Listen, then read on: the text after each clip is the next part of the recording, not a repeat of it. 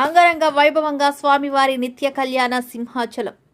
శ్రీ వరాహలక్ష్మీ నృసింహస్వామి వారి దేవస్థానం సింహాచలంలో దేశంలోని ప్రముఖ పుణ్యక్షేత్రముగా విరాజిల్లుతున్న సింహాచలం శ్రీ వరాహలక్ష్మీ నృసింహస్వామి వారి నిత్య కళ్యాణం అత్యంత వైభవంగా జరిగింది.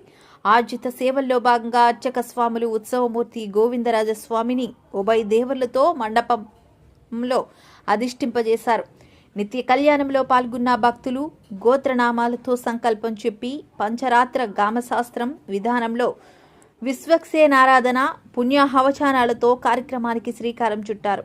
కంకణధారణ, నూతన యజ్ఞోపవీత సమర్పణ, జీలకర్ర బెల్లం, మాంగళ్యధారణ, తలంబరాల ప్రక్రియలను గమనీయంగా జరిపించారు.